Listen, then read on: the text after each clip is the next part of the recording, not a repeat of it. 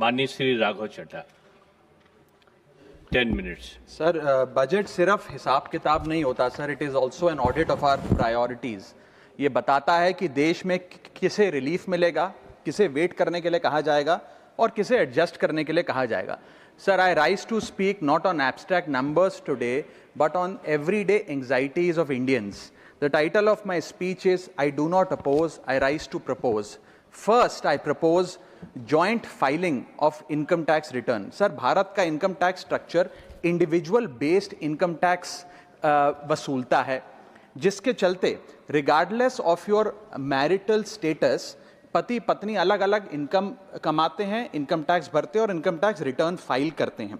उनकी इनकम को क्लब नहीं किया जाता, एग्रीगेट नहीं किया जाता। इस वजह से डुअल इनकम कपल्स, जिसमें पति पत्नी दोनों पैसा कमाते हैं, इनकम कमाते हैं, उनको सेपरेटली टैक्स किया जाता है, जबकि उनके लॉन्ग टर्म इन्वेस्टमेंट्स शेयर्ड हैं, हाउस होल्ड के खर्चे शेयर्ड हैं, फाइनेंशियल रिस्पॉन्सिबिलिटी शेयर्ड है, चाइल्ड केयर कॉस्ट शेयर्ड है, तमाम लिविंग एक्सपेंसेस शेयर्ड हैं। दुनिया के कई देशों में सर पति पत्नी को एक इकोनॉमिक यूनिट की तरह रिकॉग्नाइज किया गया और joint filing of income tax का प्रावधान दिया गया। लेकिन भारत में खर्चे स्पाउसेस शेयर करते हैं, लेकिन जब इनकम टैक्स भरने की बात आती है तो इनकम टैक्स डिपार्टमेंट दोनों को स्ट्रेंजर्स करार देता है। मैं आपको उदाहरण के माध्यम से समझाना चाहूंगा। सर, समझिए कि दो परिवार हैं, एक ही शहर में रहते हैं, एक ही कंपनी में नौकरी करते हैं।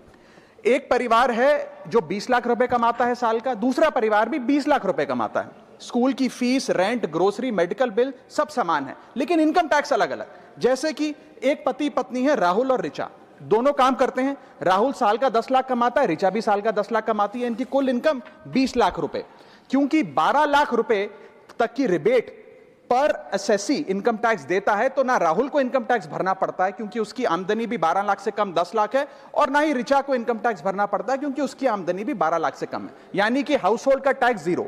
दूसरा परिवार है नमन और नेहा। नमन साल का 20 लाख रुपए कमाता है और नेहा ने अपनी नौकरी छोड़ दी। वो घर पर बच्चे का ध्यान रखती है, माता पिता की जो बूढ़े हो गए उनका ख्याल रखती है।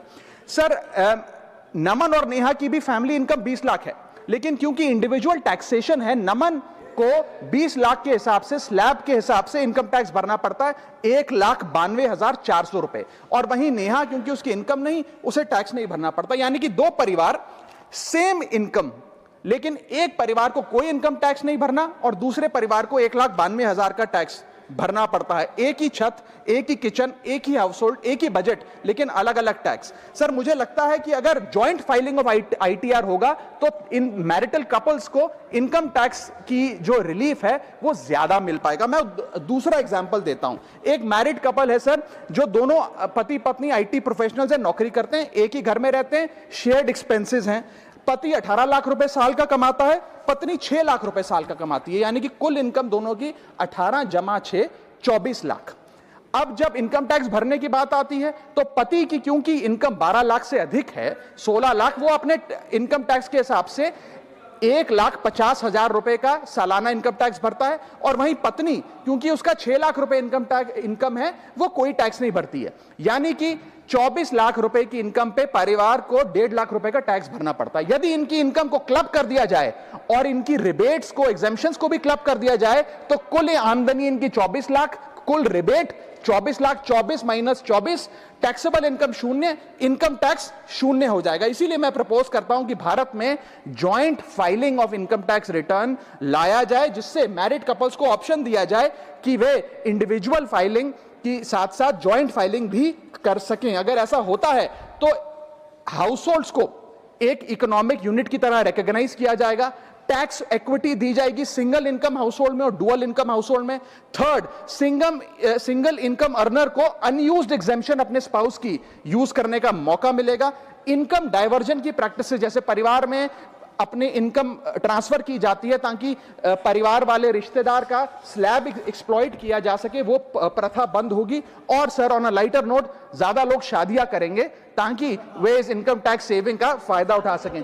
सर, इंटरनेशनल कंपैरिजन मैं करना चाहूंगा। यूनाइटेड स्टेट्स, जर्मनी, फ्रांस जैसे देशों में जॉइंट आईटीआर का सिस्टम लागू है। सर, हमारा इनकम टैक्स स्ट्रक्चर कंपनियां रिकॉग्नाइज करता है, पार्टनरशिप रिकॉग्नाइज करता है, कॉर्पोरेशन रिकॉग्नाइज करता है, यहां तक कि हिंदू अनडिवाइडेड फैमिली को एज एन एसएससी रिकॉग्नाइज करता है। लेकिन हमारे समाज का मोस्ट फंडामेंटल इकोनॉमिक यूनिट, एक न्यूक्लियर फैमिली, पति पत्नी को as one single economic unit recognise नहीं करता, जो करना चाहिए। Sir, my second submission is I propose remove tax on disability pension on armed forces. Sir, एक सैनिक जब बॉर्डर पर गोली खाता है तो या तो वो शहीद हो जाता है, या यदि वो बच जाता है तो उसके शरीर का कोई अंग वो खो देता है, डिसेबल हो जाता है। इसके चलते सरकार उसे डिसेबिलिटी पेंशन देती है। ये कोई एहसान नहीं है, ये इनाम नहीं है, ये मुआवजा है, क्योंकि उसने देश की रक्षा करते हुए अपना एक अंग खो दिया, अपनी एक चीज, अपनी जीवन, अब वो एक रिड्यूस्ड क्वालिटी ऑफ लाइफ जिएगा। लेकिन विडंबना है कि आज हम इस डिसेबिलिटी पेंशन पर भी इनकम टैक्स लगाने जा रहे हैं। इस यूनियन बजट 2026 में फाइनेंस मिनिस्टर ने tax exemption on disability pension को विड्रॉ किया है, और 1922 से डिसेबल पेंशन आर्म्ड फोर्सेस को जो दी जा रही थी उसमें कोई इनकम टैक्स नहीं था।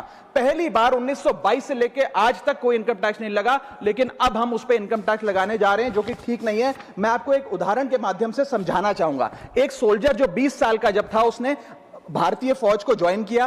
25 साल सर्विस करने के बाद एक्सट्रीम कंडीशंस में उसने दिवाली बंकर में मनाई, ईद बॉर्डर पे मनाई, क्रिसमस के दौरान पेट्रोलिंग करी, अपने बच्चों के बर्थडे, अपनी मैरिज एनिवर्सरी, सुख दुख के मौके सब मिस किए। लेकिन उसने अपने सैक्रिफाइस को कभी टैक्स स्लैब और टैक्स एग्जेम्पशन के चश्मे से नहीं देखा। लेकिन जब ऑपरेशन के दौरान किसी इंजरी के चलते वो अपना कोई अंग खो देता है और मेडिकल बोर्ड उसे 40 से 50% डिसेबल घोषित कर देती है, तो उसके पास दो चॉइसेस होती हैं। या तो वो सर्विस छोड़ दे और पेंशन लेने शुरू लग जाए। अगर सर्विस छोड़ के वो पेंशन लेने लग जाता है तो उसकी पेंशन एग्जेम्प्ट है। लेकिन अगर वो सर्विस नहीं छोड़कर अपनी पूरी टेन्योर काम करता है, अपाहिज होने के बाद, डिसेबल होने के बावजूद भारत माता की सेवा में कार्यरत रहता है, तो उसको डिसेबिलिटी पेंशन जब मिलती है रिटायरमेंट के उपरांत, तो उस पर इनकम टैक्स इस अमेंडमेंट के द्वारा लगाया जा रहा है। सर, ये करके हम एक प्रकार से दो category of wounded soldiers create कर रहे हैं, जिसमें दर्द सहकर जो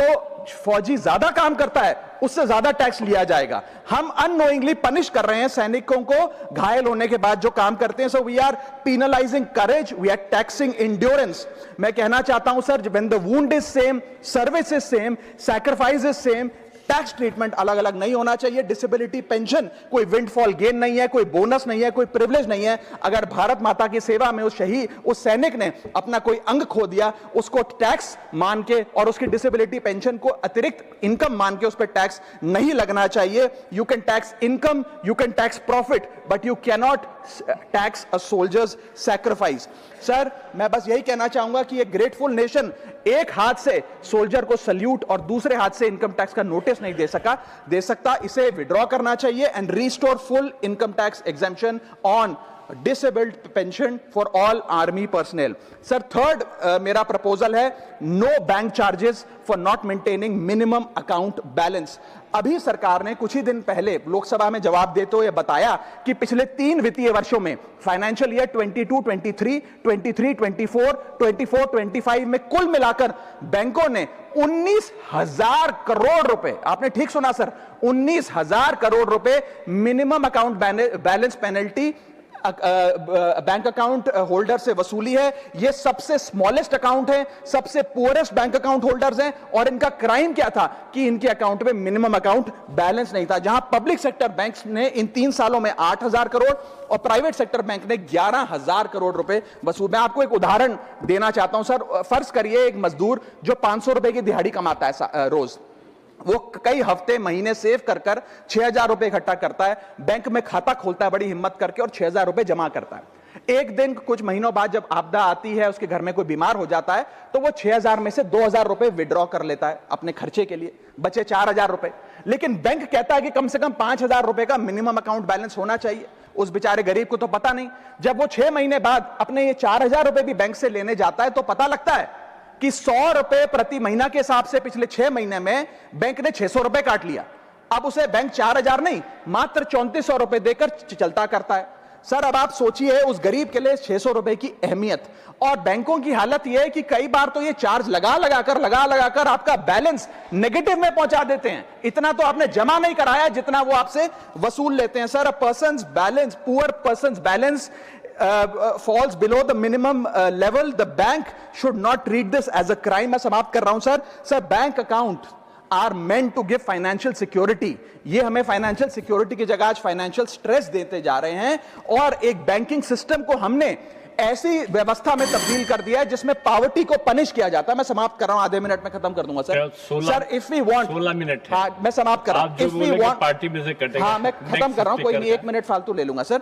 if we want more people to be a part of the banking system for financial inclusion, हमें स्मॉल सेविंग्स को प्रोटेक्ट करना होगा, ना कि पेनलाइज करना। आज देश में अर्बन बैंकों में, अर्बन ब्रांचेस में 5 से 10 हजार रुपए मिनिमम अकाउंट बैलेंस रखना पड़ता है, सेमी अर्बन में 3 से 4 हजार रुपए, और रूरल ब्रांचेस में 1 से 3 हजार रुपए रखना पड़ता है, जिसके चलते बैंक 50 से 600 रुपए के बीच में पर मंथ चार्ज लगाते हैं। उस चार्ज पर भी 18% जीएसटी वसूलते हैं। अंत में मैं बस इतना ही कहना चाहूंगा सर कि आज बैंक गरीब आदमी को पेनलाइज कर ज्यादा मुनाफा और रेवेन्यू कमा रहे हैं, ना कि और किसी सर्विस से, जिसके चलते आज गरीब आदमी और गरीब हो रहा है। मैं अंत में बस सरकार को कहूंगा कि ये मिनिमम अकाउंट बैलेंस की पेनल्टी को वेव ऑफ करिए। हम किसानों के लोन जैसे माफ करते हैं, वैसे बैंक चार्जेस एमएबी के समाप्त किए जाएं इस देश में, और गरीब को फाइनेंशियली इंक्लूड किया जाए। मुजीबुल्लाह खान साहब 6 मिनट्स।